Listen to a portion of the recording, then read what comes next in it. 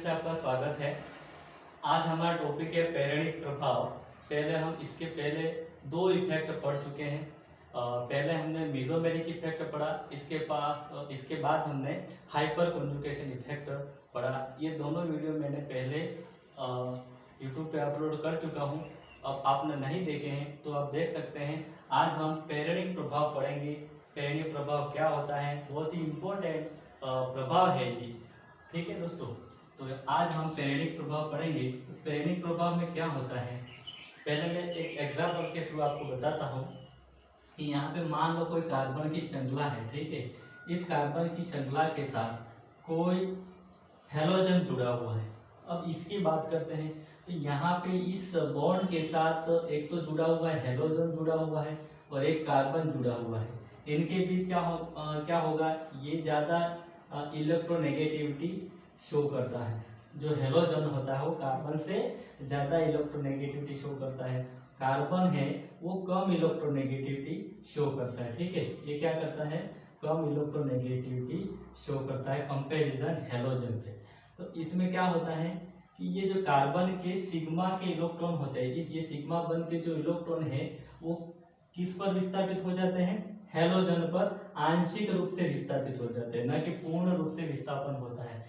पैरेनिक प्रभाव में क्या होता है, सिग्मा इलेक्ट्रॉन का जो होता है आंशिक रूप से विस्थापन होता है। इसके पहले हमने मेसोमेरिक इफेक्ट पढ़ा और हाइपर कॉन्जुगेशन पढ़ा, वहां पे पूर्ण विस्थापन हो रहा था। यहाँ पे क्या होगा, आंशिक रूप से विस्थापन होगा, यानी कि जो सिग्मा बंध है वो हेलोजन की तरफ ज्यादा अट्रैक्टिव होंगे और कार्बन की तरफ कम होंगे। तो यहाँ पे क्या होगा, पॉजिटिव चार्ज उत्पन्न होगा, आंशिक पॉजिटिव चार्ज उत्पन्न होगा। और यहाँ पे क्या होगा, आंशिक नेगेटिव चार्ज उत्पन्न होगा। किसकी वजह से, विद्युत ऋणता की डिफरेंस की वजह से।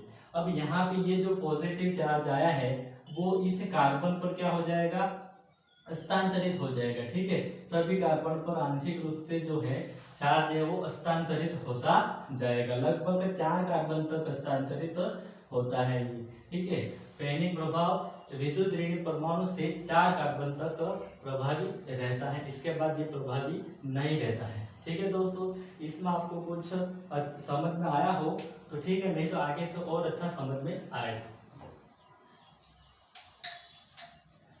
अब इसकी परिभाषा की बात करें, जैसे मैं आपने कहा कि ये इंडक्टिव इफेक्ट किसकी वजह से उत्पन्न होता है, तो मैंने कहा दो परमाणुओं के बीच विद्युत ऋणता के डिफरेंस की वजह से, विद्युत ऋणता के भिन्नता की वजह से इंडक्टिव इफेक्ट उत्पन्न होता है। ठीक है, तो यहाँ पे मैं लिख रहा हूँ कार्बनिक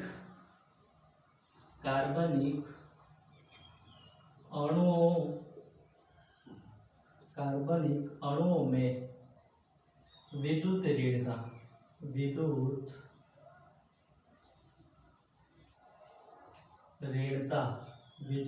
इसको इंग्लिश में बोलते हैं इलेक्ट्रोनेगेटिविटी के डिफरेंस, इसको हम बोलते हैं भिन्नता के कारण सिग्मा बंध का आंशिक विस्थापन हो जाता है। आंशिक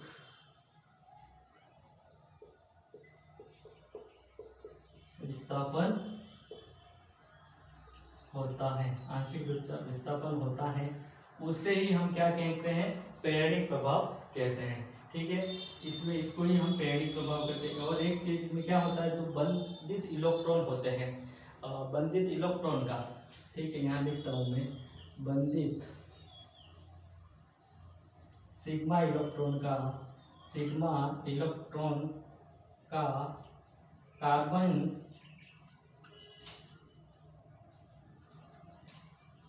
श्रृंखला के अंतर्गत विस्थापन हो जाता है, अंतर्गत विस्थापन हो जाता है।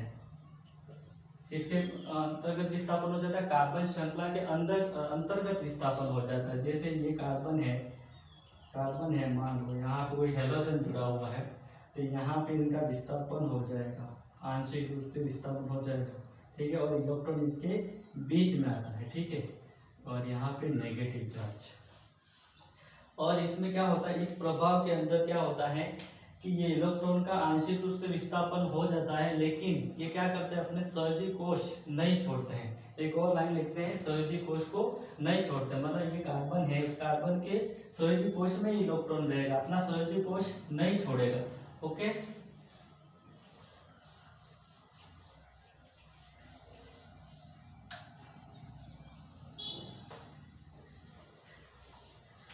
ये सहजी कोश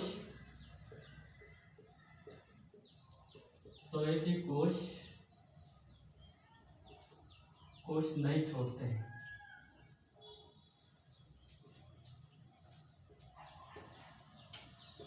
सहजी कोश को नहीं छोड़ते हैं।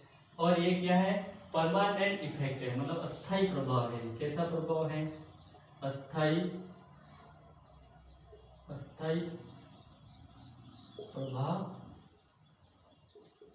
प्रभाव है। और इसमें क्या होता है, जो अस्थाई प्रभाव, और कौन सा अस्थाई प्रभाव है, मेसोमेरिक इफेक्ट अस्थाई प्रभाव है, और हाइपर कॉन्जुगेशन अस्थाई प्रभाव है, ठीक है। और एक और चीज मैं बताता हूँ, एक तो होता है एम इफेक्ट, एक होता है एच इफेक्ट, और एक होता है आई इफेक्ट। इसमें एम इफेक्ट सबसे ज्यादा लगता है, फिर एच इफेक्ट ज्यादा लगता है। इसमें अगर आप ट्रिक से याद रखो तो इसको हम बोलते हैं माही, एम एच आई, ठीक है। महेंद्र सिंह धोनी जैसे हम माही बोलते हैं, तो एम एच आई से आप याद रख सकते हो माही।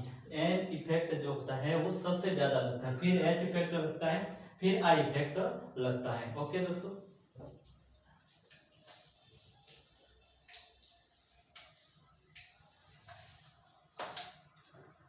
यह जो प्रेरणिक प्रभाव है वो दो प्रकार का होता है। कितने प्रकार का होता है प्रेरणिक प्रभाव, हम यहाँ लिखेंगे, प्रेरणिक प्रभाव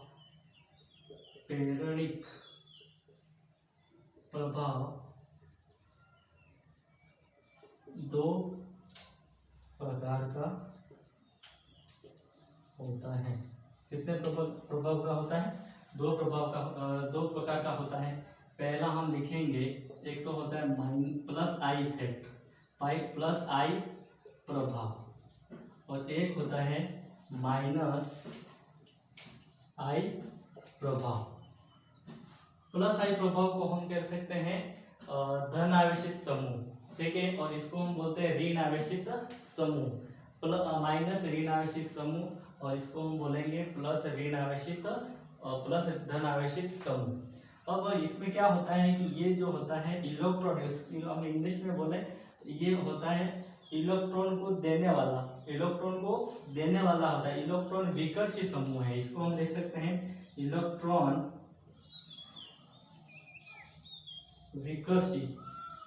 विकर्षी समूह है ये। और ये जो होता है इलेक्ट्रॉन आकर्षी समूह। इलेक्ट्रॉन आकर्षी का मतलब होता है इलेक्ट्रॉन लेने वाला, ये इलेक्ट्रॉन लेने वाला है, ठीक है, और ये इलेक्ट्रॉन देने वाला। इसको हम कह सकते हैं electron donating group. Electron donating group को हम ईडी ग्रुप कहेंगे, ईडीजी, ठीक है, ईडीजी इलेक्ट्रॉन डोनेटिंग ग्रुप। और इसको हम कहेंगे इलेक्ट्रॉन विड्रॉइंग ग्रुप, ठीक है, इलेक्ट्रॉन विड्रॉइंग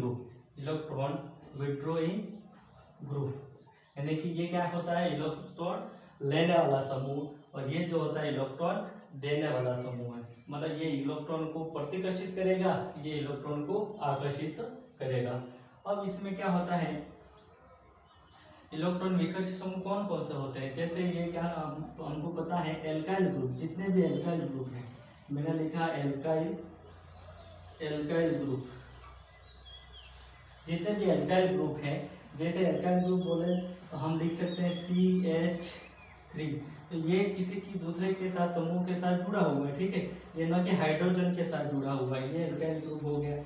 इसके बाद CH3, CH2, जितने भी एल्काइल ग्रुप हैं वो प्लस आई प्रभाव दर्शाते हैं। CH3, CH2, CH3, CH2, CH2, ये एल्काइल ग्रुप है। जितने भी एल्काइल ग्रुप हैं वो सब प्लस आई इफेक्ट दर्शाते हैं। तो यहाँ पे क्या होता है कि इलेक्ट्रॉन हम देंगे, क्या करेंगे, ये इलेक्ट्रॉन देने वाला है, यहाँ पे इलेक्ट्रॉन आकर्षित समूह, ये क्या होते हैं, इलेक्ट्रॉन विड्रॉइंग ग्रुप होते हैं। अब इसमें एग्जाम्पल की बात करें तो हमको एक ट्रिक है वो याद रखनी है।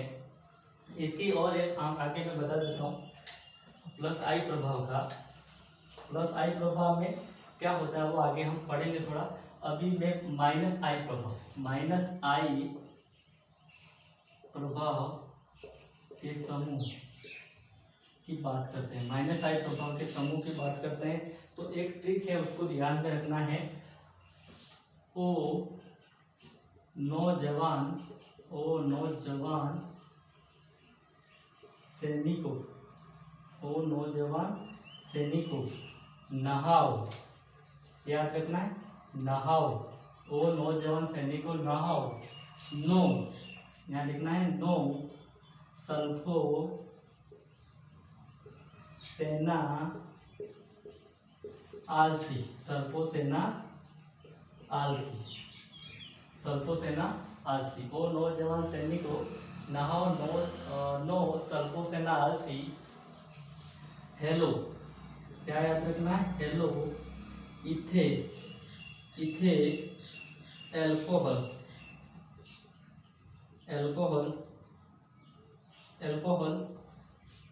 एमिनो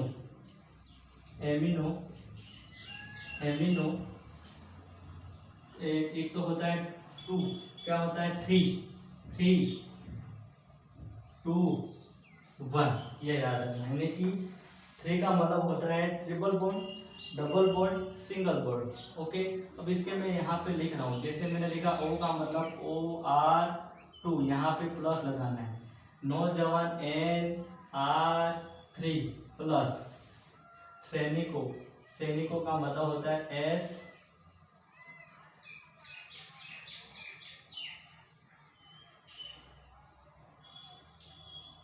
SR2 नहाओ NH3 प्लस। ये जितने भी प्लस वाले हैं वो ऊपर हैं, यानी कि OR2 plus, NR3 plus, SR2 plus और NH3 प्लस। अब नो का मतलब याद रखना है NO2, क्या याद रखना है NO2। सल्फो SO3H, सेना का मतलब होता है CN। आलसी में एल्डिहाइड और कार्बोक्सिलिक अम्ल याद रखना है, एल्डिहाइड और कार्बोक्सिलिक अम्ल, ठीक है, ये याद रखना है। एल्डिहाइड आलसी, ठीक है, कार्बोक्सिलिक अम्ल। हेलो का मतलब होता है हेलोजन, ठीक है। हेलोजन के अंदर कौन कौन सा आएंगे, फ्लोरीन, ब्रोमीन, आयोडीन। तो फ्लोरीन की सबसे ज्यादा क्या होगी, माइनस आई इफेक्ट फ्लोरीन का ज्यादा होगा। इथे का मतलब याद रखना है ईथर, एल्कोहल का मतलब OH, एमिनो का मतलब NH2। अब यहाँ क्या लिखा है 3 डिग्री, मतलब याद रखना है 3, ठीक है। यहाँ याद रखना है डबल बॉन्ड और यहाँ याद रखना है सिंगल बॉन्ड। और इनके बीच में आ जाएगा फेनिल समूह। कौन सा समूह आ जाएगा, फेनिल समूह लिख सकता हूँ मैं यहाँ, फेनिल, ठीक है। और यहाँ आ जाएगा हाइड्रोजन, ठीक है। तो इनकी जो है वो ज्यादा होगी, क्या ज्यादा होगा, माइनस आई इफेक्ट ज्यादा होगा। कैसे याद रखना है, अब मैंने आपको ट्रिक बता दी है, इस ट्रिक को कैसे याद रखना है। तो यहाँ लिखा है ओ नौजवान सैनिकों नहाओ, नो सल्फो सेना आलसी, हेलो इथे एल्कोहल एमिनो 2 डिग्री नहीं 3 डिग्री, 3 इन 2 इन और 1 इन, और बीच में यहाँ 1 और 2 के बीच हाइड्रोजन और 3 और 2 के बीच फेनिल समूह याद हमको रखना है। इस प्रकार ये ट्रिक याद रखने। और हेलोजन में कौन से होते हैं, तो हेलोजन में फ्लोरीन का ज्यादा होगा, फिर क्लोरीन, फिर ब्रोमीन, फिर आयोडीन, ये हमें याद रखना है हेलो में, ठीक है, इनका ज्यादा होगा। तो फ्लोरीन आपको जुड़ा हुआ मिल जाए, क्लोरीन मिल जाए, ब्रोमीन मिल जाए, तो F का माइनस आई प्रभाव ज्यादा होगा, फिर क्लोरीन का, फिर ब्रोमीन का, फिर आयोडीन का। आपको सीधे इससे पूछ सकते हैं कि निम्नलिखित में से किसका आई प्रभाव ज्यादा होगा। तो ये आपको एग्जाम्पल मिलेंगे, तो उसमें से आप इस ट्रिक के माध्यम से बता सकते हो कि इसका आई प्रभाव ज्यादा होगा। ये है माइनस आई प्रभाव के क्या है समूह, उनके एग्जाम्पल है। अब हम क्या पढ़ेंगे, उपयोग ठीक है, प्रेरणिक प्रभाव के प्रेरणिक प्रभाव के उपयोग, प्रेरणिक प्रभाव के क्या उपयोग, ठीक है, प्रेरणिक प्रभाव के उपयोग, क्या उपयोग है इसके। तो पहला हम देखेंगे कार्बोधनायन, कार्बोधनायन व कार्बोऋणायन, कार्बोऋणायन का स्थायित्व, स्थायित्व। तो कार्बोधनायन जो होता है, कार्बोधनायन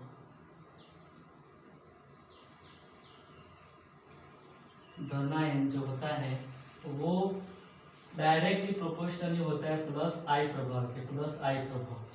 और आई प्रभाव कौन सा होता है, ओनली और एल्काइल ग्रुप जो होते हैं प्लस आई प्रभाव दर्शाते हैं, ठीक है। और जो कार्बोऋणायन है, कार्बोऋणायन है वो इनवर्सली प्रोपोर्शनल होते हैं प्लस आई प्रभाव के, यानी कि प्लस आई प्रभाव बढ़ेगा तो कार्बोऋणायन का जो स्थायित्व घटेगा, जब प्लस आई प्रभाव बढ़ेगा तो कार्बोधनायन का स्थायित्व बढ़ेगा। ये हमको ध्यान में रखना है। अब इसके हम एग्जाम्पल पढ़ते हैं। एग्जाम्पल पढ़ते हैं तो क्या याद रखना है, यहाँ पहला मैं एग्जाम्पल लिखा हूँ, ओके। यहाँ पे लिखा मैंने कार्बन धनावेशित, यहाँ पे लिखा कार्बन धनावेशित, यहाँ लिखा कार्बन धनावेशित और यहाँ CH3 धनावेशित लिखा। यहाँ पे मैंने 3 कार्बन जोड़े, 1 2 3, यहाँ पे मैंने 2 कार्बन जोड़े हैं और यहाँ इस धनावेशित कार्बन से एक कार्बन और दूसरे हाइड्रोजन जोड़ रहा हूँ, यहाँ पे हाइड्रोजन जोड़ रहा हूँ, ठीक है।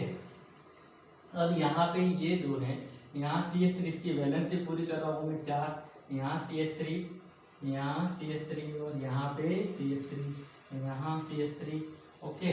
अब इनका स्थायित्व तो बताना है, इस कार्बन धनावेशित का स्थायित्व तो बताना है। तो यहाँ पे देखो, यहाँ प्लस आई, ये एल्काइल ग्रुप है, ये कौन सा ग्रुप है, तो यहाँ सभी जो ग्रुप है वो कौन से कहलाते हैं, प्लस आई प्रभाव। मैंने क्या कहा था, जो कार्बन धनावेशित होता है वो प्लस आई प्रभाव के डायरेक्टली प्रोपोर्शनली होता है, यानी प्लस आई प्रभाव बढ़ेगा तो कार्बन धनावेशित का स्थायित्व बढ़ेगा। तो ये प्लस आई है, यहाँ पे प्लस आई है, यहाँ प्लस आई है, ये भी प्लस आई है, ठीक है। यहाँ पे 2 प्लस आई है, कितने प्लस आई है, 2, यहाँ एक ही प्लस आई है, ठीक है, यहाँ कुछ नहीं है, ठीक है।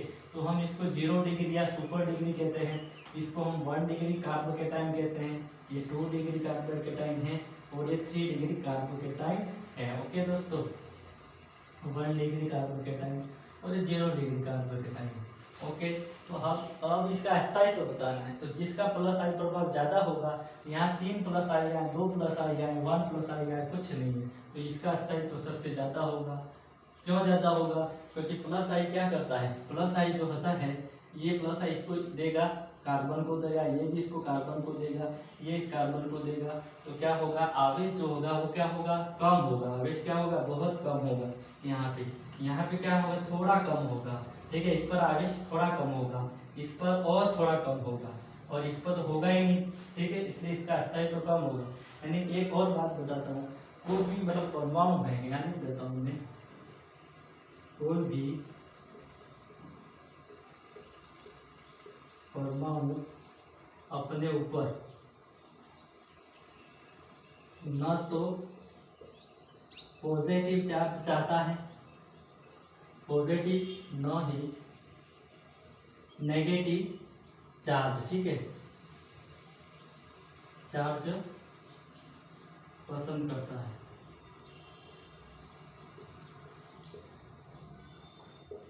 ठीक है। यानी कि कोई भी परमाणु अपने ऊपर पॉजिटिव या नेगेटिव चार्ज रखना नहीं चाहता है। अब मैं यहाँ पे आपको बताऊं, ये पॉजिटिव चार्ज है, इसके ऊपर क्या है, पॉजिटिव चार्ज। तो यहाँ देने वाला है, 3 देने वाला है, किसी को देना, किसी के पास के पैसे की कमी है, कोई देगा तो उसके क्या होगा, पैसे की कमी पूरी हो जाएगी। तो यहाँ पे ये पॉजिटिव है, उसके पास देने वाले हैं, तो इसके पास प्लस आवेश क्या हो जाएगा, धीरे धीरे खत्म हो जाएगा, यानी कि बहुत कम हो जाएगा प्लस आवेश। यहाँ पे 2 देने वाला है तो थोड़ा और कम होगा, ठीक है। इसमें क्या है, 1 ही देने वाला, तो यहाँ पे प्लस आवेश रहेगा, ठीक है, ज्यादा रहेगा प्लस आवेश, इसमें और कम होगा, इसमें और ज्यादा कम हो जाएगा प्लस आवेश। तो ज़्यादा स्थायी कौन हो जाएगा? जिस पर आवेश कम हो रहा है वो ज़्यादा स्थायी हो जाएगा। ओके, ये ध्यान रखना है। ओके, आगे और एग्जाम्पल कार्ब, इसमें एक मैं एग्जाम्पल लेता हूँ। जैसे इसके साथ कोई समूह जुड़ा हुआ है, ठीक है, कार्बन धन अवशेष का कोई समूह जुड़ा हुआ है। जैसे मैं यहाँ एग्जाम्पल ले रहा हूँ, ये कार्बन है, इसके ऊपर पॉजिटिव चार्ज है, ठीक है, और यहाँ पे CH2 है, और यहाँ पे मैं ले लेता हूँ F, ठीक है, CH 1 2 3 CH2, ठीक है, तो यहाँ पे मैंने ले लिया CH2 chlorine, CH3 plus, CH2 bromine, CH3 CH2 आएगा, यहाँ पे आ जाएगा CH2, और यहाँ पे एक और ले लेता हूँ मैं CH2 प्लस, और यहाँ पे आयोडीन, ठीक है। अब यहाँ पे देखना, इनके ऊपर क्या लगा हुआ है? पॉजिटिव चार्ज, यहाँ पॉजिटिव चार्ज, यहाँ पॉजिटिव, और यहाँ भी पॉजिटिव है।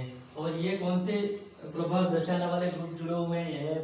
क्लोरीन, ब्रोमीन, आयोडीन, ये सब -I प्रभाव दर्शाने वाले ग्रुप, -I प्रभाव दर्शाने वाले ग्रुप हैं ये। तो यहाँ पे सबसे ज्यादा -I प्रभाव कौन सा दर्शा रहा है? फ्लोरीन, इसके बाद क्लोरीन, ब्रोमीन और आयोडीन। तो सबसे ज्यादा इलेक्ट्रॉन कौन खींचेगा? तो -I प्रभाव का मतलब होता है इलेक्ट्रॉन खींचने वाला। तो ज्यादा इलेक्ट्रॉन क्या कौन खींचेगा? ज्यादा इलेक्ट्रॉन विड्रॉइंग ग्रुप कौन सा है? तो फ्लोरीन है। तो फ्लोरीन क्या करेगा? इलेक्ट्रॉन को खींचेगा अपनी तरफ, ठीक है। इसको एरो के द्वारा इस प्रकार दर्शाते हैं, ठीक है, इंडक्टिव इफेक्ट को इस एरो के द्वारा हम दर्शाते हैं। तो ये इलेक्ट्रॉन अपनी तरफ खींचेगा, तो यहाँ पे क्या होगा? पॉजिटिव चार्ज और बढ़ेगा। पॉजिटिव चार्ज बढ़ेगा तो इसका स्थायित्व क्या हो जाएगा? कम हो जाएगा। अब यहाँ पे और कम खींचने वाला है, फ्लोरीन से कम खींचने वाला फ्लोरीन है, इससे कम खींचने वाला ब्रोमीन है, और इससे भी कम खींचने वाला आयोडीन है। तो ज्यादा स्थायित्व कौन हो जाएगा? ये वाला होगा। क्यों होगा? अभी मैंने बताया, इस पर आवेश क्या होगा? बढ़ेगा, ज्यादा आवेश बढ़ेगा, इस पर थोड़ा कम आवेश बढ़ेगा, ठीक है, और इस पर और थोड़ा कम आवेश बढ़ेगा, और इस पर और कम आवेश बढ़ेगा। मतलब यहाँ पे खींचने वाला कम है तो इसका स्थायित्व ज्यादा हो जाएगा, ठीक है दोस्तों। एक और एग्जांपल हम लेते हैं नेगेटिव वाला, कार्बोनिल का हम एग्जांपल लेते हैं। कार्बोनिल की बात करते हैं, ठीक है।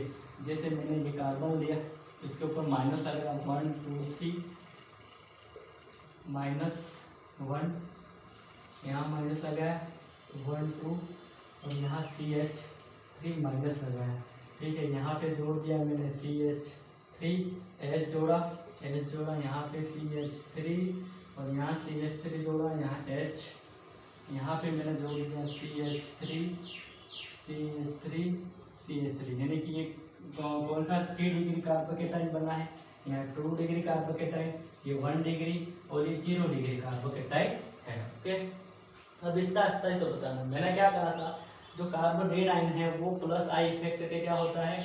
इन्वर्सली प्रोपोर्शनल होता है। मतलब एक दूसरे के क्या होते हैं? अपोजिट, यानी कि +I प्रभाव बढ़ेगा तो क्या होगा? स्थायित्व कम होगा। कार्बोनेट आयन का क्या होगा? स्थायित्व कम होगा। तो यहाँ देखो, यहाँ देने वाले ग्रुप है, ये सब, ये देने वाला ग्रुप है, ये लेने वाला, यहाँ पे +I प्रभाव है। कौन सा प्रभाव है? +I प्रभाव, +3I प्रभाव है। कितने हैं? प्लस, यहाँ 2 है, 1, और यहाँ पे ये 2, यहाँ पे 1 है +I प्रभाव, ठीक है। तो सबसे ज्यादा कौन देगा? इलेक्ट्रॉन ये देगा। तो यहाँ पे क्या होगा? जब ये इलेक्ट्रॉन देगा तो ऋण आवेश और बढ़ेगा, ऋण आवेश क्या होगा? ज्यादा बढ़ेगा। यहाँ पे थोड़ा कम बढ़ेगा, यहाँ पे और थोड़ा कम बढ़ेगा, और यहाँ पे तो बढ़ेगा ही नहीं, एज इट इज रहेगा। तो सबसे ज्यादा आवेश किसका बढ़ा? इसका 3 डिग्री कार्बोनिल का बढ़ा, इसके बाद इसका बढ़ा, इसके बाद इसका बढ़ा। तो स्थायित्व किसका होगा? जिसके ऊपर चार्ज कम होगा, नेगेटिव चार्ज कम होगा, वो ज्यादा स्थायी होगा। तो ज्यादा स्थायी ये हो जाएगा। ओके दोस्तों, ज्यादा स्थायी कौन होगा? ये वाला होगा, ठीक है।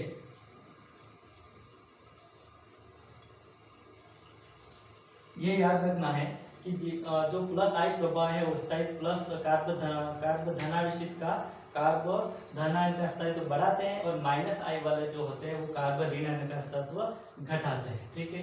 ये हमको याद में रखना है। ओके, इसका एक एग्जांपल ले लेते हैं।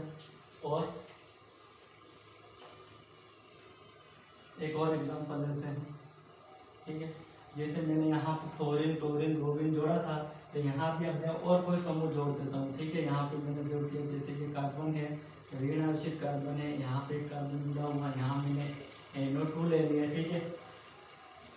कार्बन यहाँ पे मैंने CN ले लिया, और एक यहाँ पे मैंने कार्बन ऋण आवेशित कार्बन, और यहाँ पे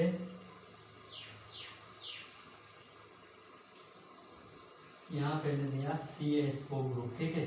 अब हमको यहाँ पे इसकी वैलेंसी पूरी कर देंगे, 1 2 4, और इसकी वैलेंसी 1, CH2 यहाँ पे CH2, और यहाँ पे CH2, ओके।